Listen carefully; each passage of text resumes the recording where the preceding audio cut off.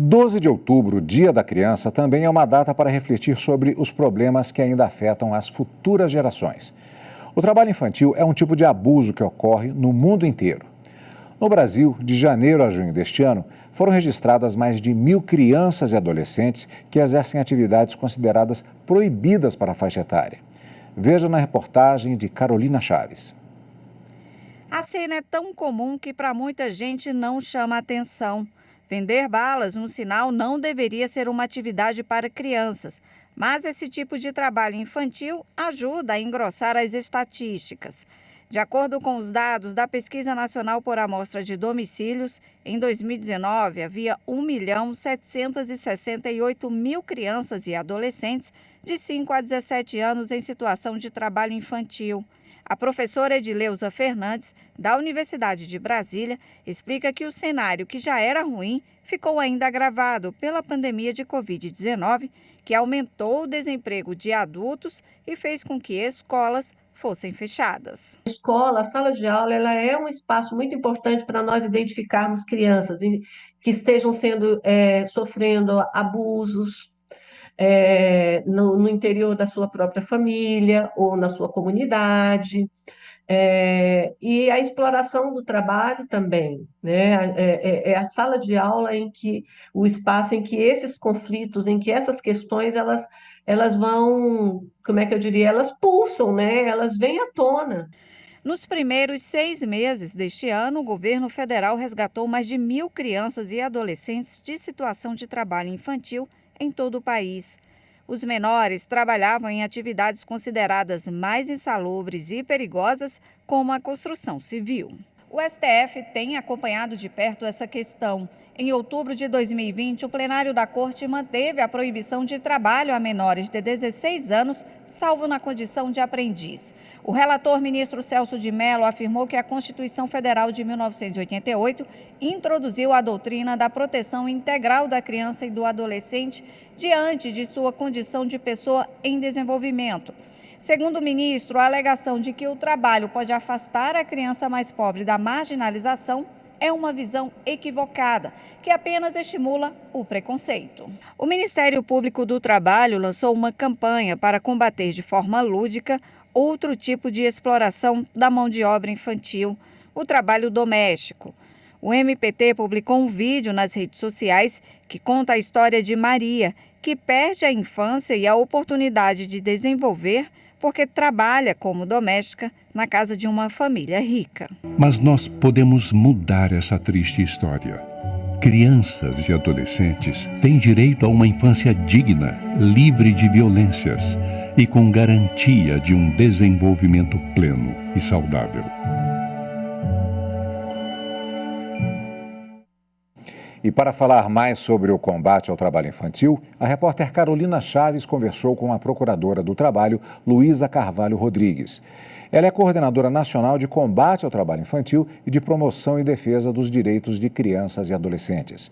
Vamos acompanhar a entrevista. Doutora, a gente acabou de ver na reportagem a decisão do Supremo Tribunal Federal que reforçou a proibição do trabalho a menores de 16 anos. Mas há aquela exceção a partir dos 14 anos na condição de aprendiz. Isso não pode abrir brecha para desrespeito à lei? Eu queria que a senhora explicasse o porquê dessa exceção. No Brasil, a nossa Constituição que traz essa definição é, na verdade, a aprendizagem profissional, que é permitida a partir dos 14 anos.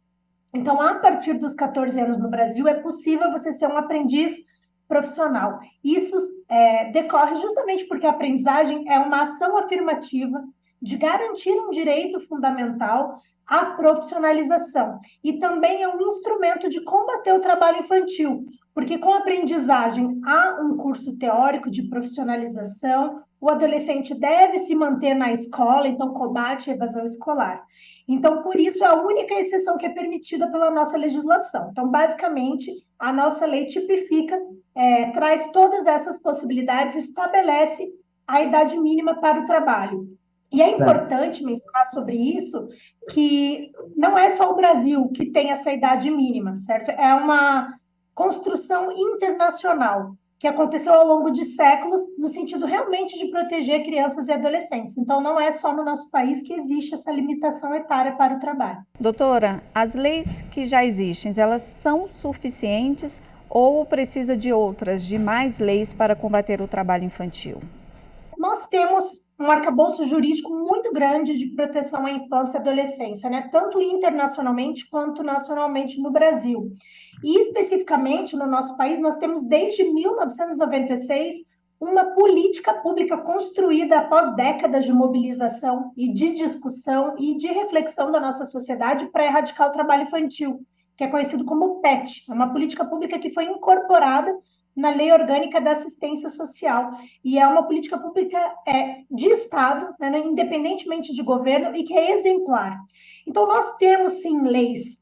O que nós precisamos é tirar as leis do papel. Então, para poder executar, cumprir com as nossas leis e executar as políticas públicas, nós precisamos de recursos orçamentários, destinação privilegiada de recursos orçamentários com prioridade absoluta para essas políticas de proteção da infância e adolescência. E quando os pais tiram as crianças da escola e colocam para vender balas na rua ou exercer algum outro tipo de trabalho, eles são punidos de alguma forma?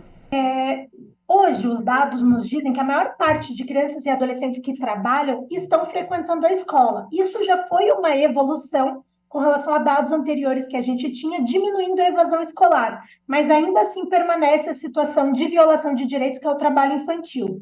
É possível que esse empurrão que a gente fala, né, os pais empurram os filhos ou forçam os filhos a trabalhar para complementar a renda. Eu acho que é importante a gente ultrapassar essa concepção meramente individualista e de culpabilização da família. É possível, sim, que essa família seja responsabilizada, inclusive com a aplicação de medidas de proteção que estão previstas no Estatuto da Criança e do Adolescente. Mas eu gostaria de sugerir que a gente ultrapassasse essa perspectiva de mera culpabilização da família, porque muitas vezes a família está numa situação de vulnerabilidade socioeconômica. A família não tem acesso a saneamento básico, não tem segurança alimentar, não tem uma escola, o transporte escolar para os seus filhos, e isso tudo também é ausência do Estado. Então, é importante que nós saibamos que existem outras pessoas responsáveis por garantir esses direitos, que não só a família, né? Nós precisamos, se essa família está em situação de dificuldade, garantir um emprego formal para os pais ou inserir eles em programas de geração de renda. E para terminar, doutora, eu queria lembrar mais um dado que a gente viu na reportagem. Nós vimos pelos dados do IBGE que ainda há quase 2 milhões de crianças trabalhando. Por que é tão difícil combater o trabalho infantil no Brasil? É difícil combater o trabalho infantil em qualquer lugar, né? Não é uma peculiaridade nossa. Porque o trabalho infantil ele é diretamente ligado com a pobreza. Então, a gente precisa combater a pobreza. Para combater a pobreza não é simples, não basta você pegar e tirar uma criança do trabalho infantil se você não der condições para que ela se mantenha fora daquela atividade, para que aquela família possa se sustentar sem depender de um complemento de renda, de um trabalho infantil. Então, é difícil combater o trabalho infantil realmente, é uma atividade difícil, porque envolvem várias ações, né? Ações de informação e mobilização, ações de proteção social, ações de identificação, ações de responsabilização, né, e punição de exploradores e beneficiários desse trabalho, e monitoramento. Então, é um trabalho que envolve realmente superação da pobreza, rompimento de ciclos de pobreza, garantia de acesso à escola, à alimentação, à moradia. Então, envolve realmente uma série de políticas públicas que dependem de destinação orçamentária, de execução de políticas públicas, de fiscalização e monitoramento e do funcionamento fluido, concertado e ajustado de vários órgãos de proteção. Então, realmente é uma tarefa difícil, mas que, pelo que todos os últimos dados vêm nos apontando até hoje, nós temos avançado, tem sido visto uma progressiva diminuição nos números de trabalho infantil, nós estamos caminhando e precisamos caminhar mais, precisamos avançar mais, porque essa é uma luta urgente. O Brasil assumiu um compromisso internacional de erradicar o trabalho infantil até 2025. Isso está dentre os Objetivos do Desenvolvimento Sustentável da Organização das Nações Unidas. Então, é nosso dever de, por mais difícil que seja, utilizar todos os nossos esforços, nossos recursos para garantir uma infância e uma adolescência plenas, que é só assim que nós teremos um futuro digno. Ok, doutora, muito obrigada pela participação aqui na TV e na Rádio Justiça.